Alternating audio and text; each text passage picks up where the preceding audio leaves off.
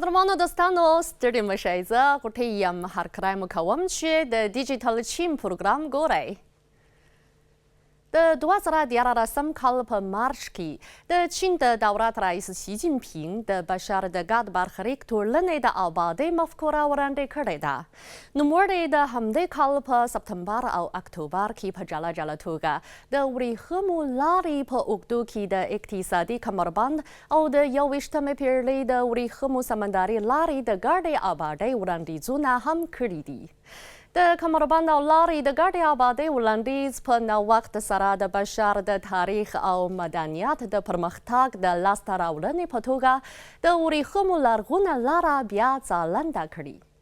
د زمانې نوې روحیه او د بشري کلتور ارزښت یې ورکړي او د بشر د ګډ برخلیک ټولنې د ابادۍ لپاره یې ښه زمینه برابره کړې ده.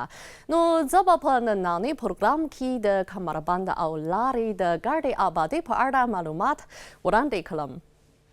د 2023 کال د جون تر پایه پورې چین د 5 لویو وچو له کابو 150 هیوادونو او 10 نړیوالو سازمانونو سره د کمربند او لارې د ګډې آبادۍ په پارڅه باندې 200 همکاریز سندونه لاسلیک کړي او په دې مناسبت د ستراتیژیو او تګرارو په برخو کې د بیلابیلو خواو ترمنځ اړیکې او همغږۍ د پرله‌پسې ژوروالي په حال کې دي. د کمربند او لارې د ګډې آبادۍ په چوکاټ کې چین او ملګرو هیوادونو یې د اوسپنیزو لارو، بندرونو، انرژیو، پولي چارو، مالیاتو، د چاپیریال د ساتنې، د مصیبات د کمښت، فکري تنګ او خبري رسنیو په شمول ډېرو مسلکي ساحو کې د ډیالوګ او همکارۍ څه باندې 20 نظامونه جوړ کړي دي. په دغو نظامونو کې د ګډون کوونکو شمېر د زیاتېدو په حال کې دی او څو اړخیزې همکارۍ یې هم ګام په ګام په ژورېدو دي. د 2023 کال د جون تر پایه پورې د ورېښمو لارې د سمندري ترانسپورت تر ونوال لاندې د بار د لیک درارېک د کرښې د 43 هیوادونو 119 بندرونو ته غځېدلي او د بار د لیک درارېک بندر او فکري تنګ په برخو کې څه باندې 300 مشهورو چینی او بهرنیو شرکتونو د ورېښمو لارې د سمندري ترانسپورت په ټولنه کې برخه اخیستی او په دې مناسبت په سمندر کې د مختلفو هیوادونو ترمنځ د پیوستون سویه لوړه شوې ده.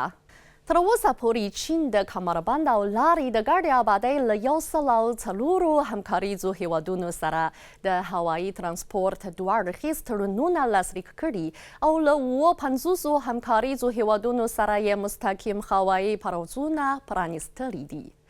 په دې مناسبت نړیواله ترانسپورتي سویه ورځ تر بلې لوړیږي او د ورېښمو هوایي لارې په آبادولو کې د لیدوړ بریالیتوبونه ترلاسه شوي دي.